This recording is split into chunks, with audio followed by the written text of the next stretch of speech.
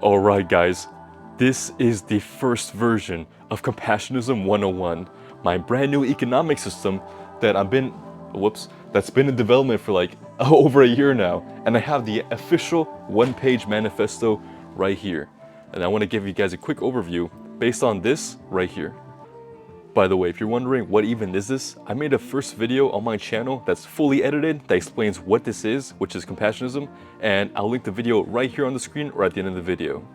I want to make more videos like that, but honestly that takes too much of my time editing all that, and I just want to make a quick video right here just to explain in detail with my raw energy, as you can hear me right here. So this is it. This is Compassionism 101. The one-page manifesto for Compassionism, the brand new economic system incentivized for maximizing compassion.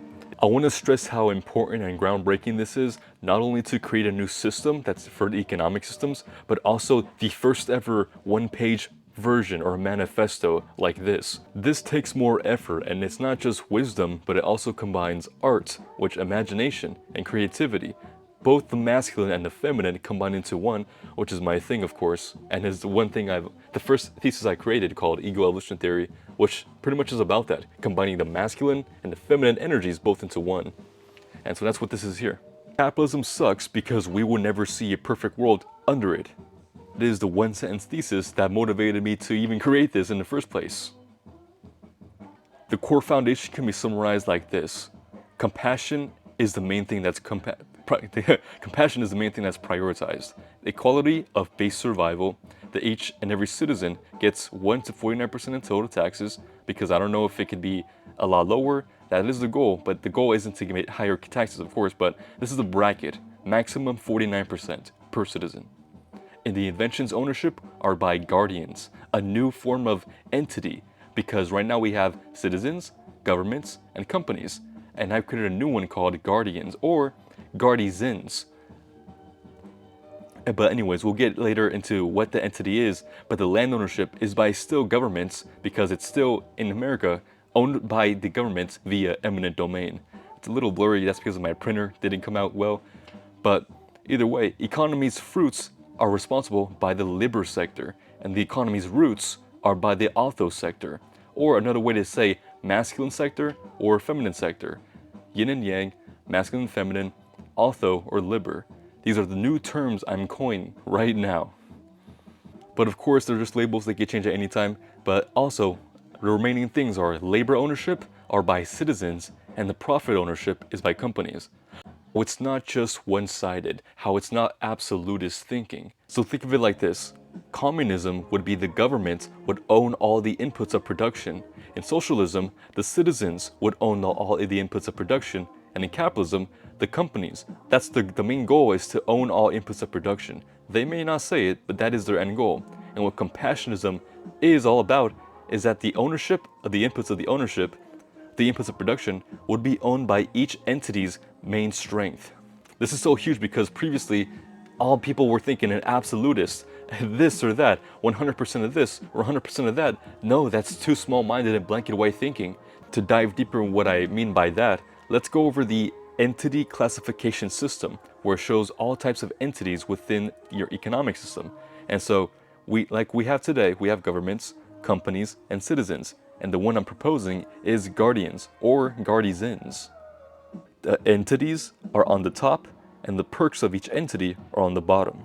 Let's start with the ones we know, citizens. And also, it's a little blurry because of my printer, so I'm just going to pull it up on my laptop here, and now it's a lot more clear. Okay, there we go. So, citizens, all registered living beings that are inside a nation. Companies, organizations that fulfill wants of the public. Governments are the organizations that fulfill the needs of the public. And the guardians are just citizens who are responsible for another human being. Guardians value legacy. Governments value longevity. Companies value luxury. Citizens value lifestyle. So right now in the West, in America, if you're a single individual, you are classified as a citizen, if you are actually a part of the nation.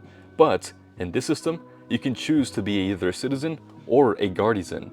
And the way to become a guardian is to just be responsible for another human being by either making new babies, adopting someone, or having someone that is a legal dependent for you. Why did I make a classification between two classes? Well, Because of even thinking about this, I realized that this could be a potential solution to the problem of a couple of things, like for democracy and for all these things right here. So guardians would be the only ones who vote federally, vote nationally, vote for like the people for the president or the federal congressmen and congresswomen and all those people. Because these people are already looking after for someone over someone else, like a human being, they're responsible for their future, and so they're gonna be in the best interest of them and the future of them, not just selfish. So this theory hopes that these people are looking for the best interest for those and are gonna pick the best candidates who make a better future. Because I'm sure you heard of the Osho quote or the viral clip that of Osho saying, democracy doesn't work because the people are retarded or something like that. Of the people, for the people. The people are retarded. Because there's not every type of citizen values the same things. One's value legacy and one's a better future for the people they're looking after. And the citizens just value lifestyle. They value lifestyle and experiences, and who probably don't ever want to have kids. And that's okay. You don't have to have kids, and that's an amazing thing, that we have the option to choose that. Each entity has its own advantages and disadvantages. Like for citizens, they value lifestyle and experiences, but they get taxed normally.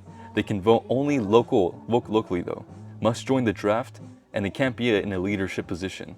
For guardians, it is they value legacy and compassion. Let me zoom in. Only the ones who can vote federally, yep, exempt from the draft, and leaders can only be guardians. The reason why I think that leaders can only be guardians is because guardians are in the position to speak to the other people, or people they're looking after, in a way that it's in their best interest. So they're naturally thinking of them. And so my hypothesis or prediction is that they would make the best leaders, and they would only be the best leaders, or they only be the leaders in work positions, in companies, and so on. The reason I have exempt from the draft is because as a benefit for them choosing to look after another human being. Their benefit would be tax deductions for dependents, and just another benefit for them choosing to look after another human being. And by the way, leave some comments down below if you think I'm wrong, or if you think like it could be updated or improved, because that's how we make this system even more sharper. So anyways, moving on to governments. Governments value longevity. The services they offer include those who that will always stand the test of time no matter what.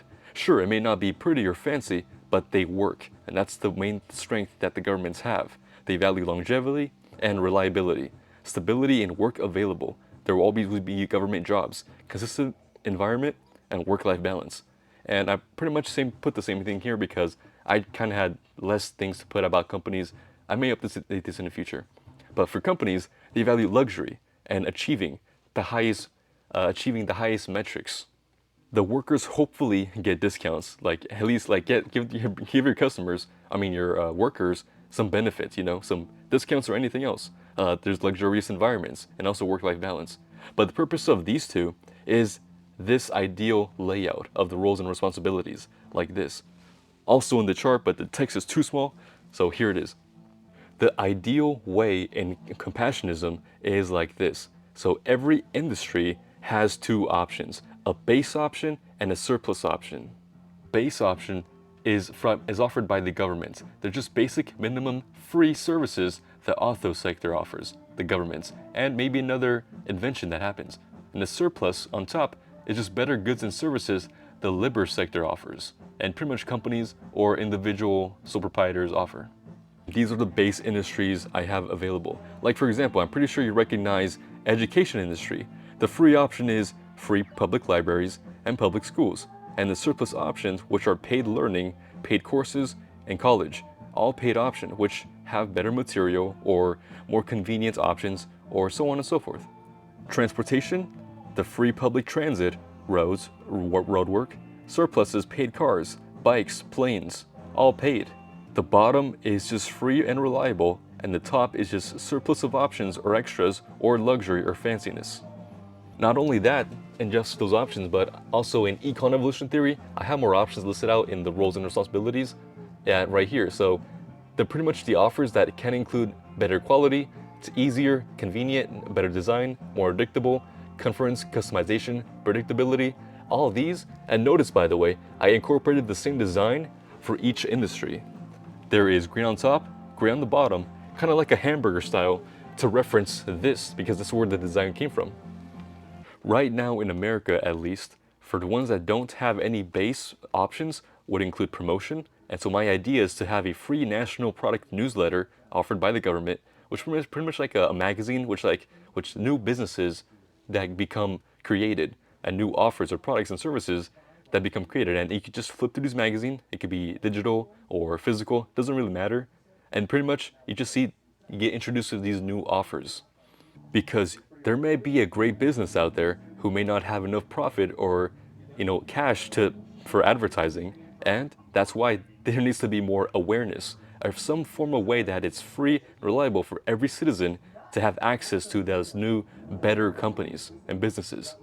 As a reminder, just because you see more advertising from a company does not mean it's better. They just have more money to spend on advertising. Marketing 101. Anyways, another new one is a new industry which Compassionism will be responsible for. So it's habitation. So right now, the only way to have a habitat, which is pretty much like a home, the reason why it's called habitation is because I needed a word that ends with ION for all of these, by the way. If you didn't notice, all of these end with ION. And so habitation pretty much just means home. But the only way to get a home right now is you have to be paid.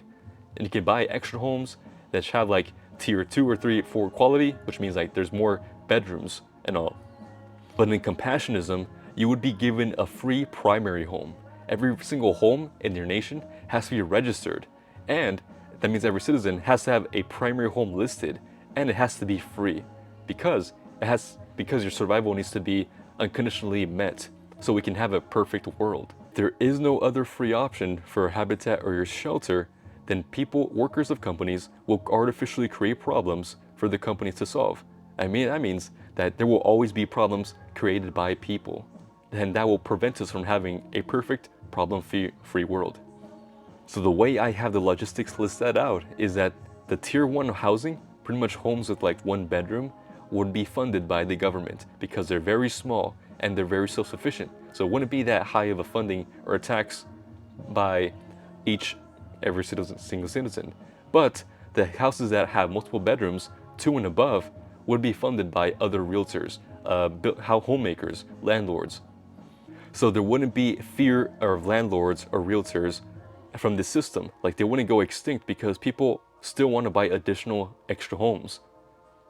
In China, Mao Zedong was notorious for for pretty much removing, quote unquote, the landlords from those problems. But in this system, not everyone has to, get removed like that. There is a service, and if the offers you provide does help someone, then you don't deserve to be eliminated, The game for them now would be not just to provide the basic home, but also going above and beyond and improving the experience of each home for your tenants. Because beforehand, landlords would just do the bare minimum of just painting over the walls, cleaning up the very bare minimum, and then people would gladly pay $2,000 a month for. And that's how landlords would get away from everything. Get away with like getting higher profit margins by doing the bare minimum work.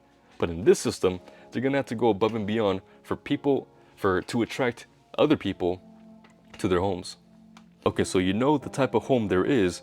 Now the question is, who gets to own the homes and what type of homes? That's where the economic progression system comes in. Currently, the economic system we have in capitalism is this, right here, the classist system. The method, let me zoom in. The method is absolutist progression. It's based on the active money you have available at each moment. And there's 4 classes: the lower class, middle class, upper class, and elite class. And here's the ranges of that would be determined by your class. The con of this is that you can easily lose it all and end up back at 0. If you're elite class and you were to spend $10 million on like a liability or to get stolen from you, you would now be lower class. And you would be no assets. You would have no assets, you would be lower class. That's where the Compassionism progression system comes in, which is now tiers, not classes anymore. So each tier would be this. The method is a cumulative progression, so it's based on the lifetime money you've made instead of the active money you have at every single moment. So there's also 4 tiers as well, just like the 4 classes. And this time, it's actually based on the accumulative progression. So note, your progress isn't lost once you've entered a tier. And if you spend $30 million, you would not go back to tier 1 by being 0. The symptoms, of course, would cause peace of mind, stability, optimism, and more positive feelings. This one causes fear, anxiety, and equality. This one causes more positive. Positive, negative. And this is, by the way, this was designed on purpose by the powers that be at the time. These 4 tiers, we go deeper into this framework, which is the same one but just more beautiful, like in a sense. So back to the ownership of who owns the better quality homes, it's each tier. So here's for first tier, which is called the implementer tier. And this one unlocks 1-bedroom primary homes. Tier 2 would unlock 2-bedroom primary homes. Tier 3 would unlock 3-bedroom primary homes. And the last tier, tier 4, would unlock plus 4-bedroom primary homes. So you can have 5 bedrooms, 6 bedrooms, and so on. So now you watching this can become a quote-unquote millionaire in your lifetime because of the accumulative progression method, and thanks to this. So that means you can work one job at one place for the rest of your life for 10, 20, 30 plus years, and you could eventually get to progress these beyond these tiers. So you don't necessarily have to own or create a business to finally, achieve financial freedom and all that. You can eventually do that by being a worker. You can finally progress by not having to exploit people or your workers or create artificial problems just so you can become a millionaire or a billionaire in your lifetime. The ranges are 0 to a million for tier 1, 1 million to 5 million for tier 2, 5 million to 30 million for tier 3, and 30 million and beyond for tier 4. Yeah, you're gonna love this. So the value generation methods are also a new thing I've added. So in capitalism, who gets to be paid more? Who gets to, have the higher rates? And in capitalism, it's those with higher risk should get paid more. And these are some wounded method value generation methods. But the problem with this is that it becomes a suffering contest, which is why I have a value here of agonism. The belief of more suffering equals you're more deserving, you're more rewarding of everything. But this is false because it just creates a suffering contest for everyone. So now the goal, we're optimizing for more suffering, but that shouldn't be the goal because if you get a product or service, it doesn't matter if the provider suffered or didn't suffer, as long as you get the outcome of the product. So the goal, of course, then would be to have as least suffering as possible or providing as most value as possible. So instead, what I have is this. The principle is this. Those producing the most value and compassion deserve to be paid higher rates, regardless of risk or suffering. And I've sorted out the classes, or not the classes, but the methods of value generation, which produce from least value to highest value producer, but yet notice they are all needed. So implementation is the lowest class or lowest method, but it's still needed. Implementation, innovation, automation, and delegation. Notice how they're still the same, kind of the same names for each tier. That's just something I noticed, and so I wanted to combine them both. But that is the end. That's the principle. And the reason why is because each can represent an input of production. That's where the worker compensation system comes into play. So what I have listed out is like a big base bracket for like each class to have. So for implementers, the top ones are the classes and the bottom are the mechanisms. So starting with the first class, the implementers, they deserve to get paid at least 15 or minimum 15% to 25% of the profits. The innovators should get 20 to 30% of the profits. Also the same bracket, by the way, for the automators, but this could change to be a little more increased, to give them a little more incentive to become automators. But 20 to 30% of profits. Then the last class is the transcenders, 25 to 30% of the profits. And why is this the case? Well, think of it like this. Like the job of the implementer is manual labor, like services, and the goal is its focus. No matter how hard these people work, the output is still the same, very singular, at least one. They can only do one task at a time. They can only help one person at a time. While innovators can create a new invention that would help a lot of more people, like multiple people, and because of that one invention that they invented. So their tool is creativity, and the benefit of creativity is because of its inventions. And then automators can take that invention that the individuals created and then scale it to worldwide or beyond. So now that they can have that invention to can pretty much logistics and supply chains, while transcenders can replicate that entire process and this automation of their system that they have to other economies of scale, or like anything beyond that point. That's why I have this. A lot of socialist people think that everyone just gets to be paid the same based on the effort, but that's not really a best incentive for every other classes that there is, because or designers and implementers, because it's different types of work. And so by that logic, there should be different types of compensation. And this is very similar to pretty much every single class. Like, it's not very exaggerated. Like, for example, in capitalism, like the CEOs and executives often take 55% or more, and then while the implementers and the innovators at the lower classes of the company, they take 1%, 5%, or even less than 1% sometimes of the profits. Like, the whole minimum wage thing is based on an hourly rate, which is just pretty much like the rate that the companies, the executives, just can get away with paying the least amount to the workers, the least amount of workers that of the company that are the least valuable, which is messed up because it's out of balance. And that's why it needs to be close to balance, pretty much like this. And for most companies, the implementer class within an organization is the largest body of the whole company. So if they all stopped working, the whole system malfunctions. So that's why they need to be compensated fairly.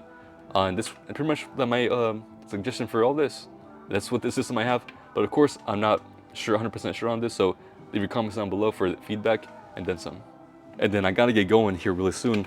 But pretty much I just have like the other things like the new amendments and infrastructure needed to make all this possible, the logistics behind this and all that, the values and ideologies. And then this goes just more in detail of everything that we need to abolish, the capitalist side and the compassionate side. But I'll end it with this. We would never see a perfect world under capitalism.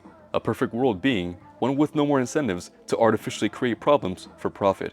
Compassionism's goal is to implement positive outcome incentives for everyone to be aligned with building toward a world where all natural problems have been systemically solved. A world where the pursuit of external peace is prioritized over material wealth.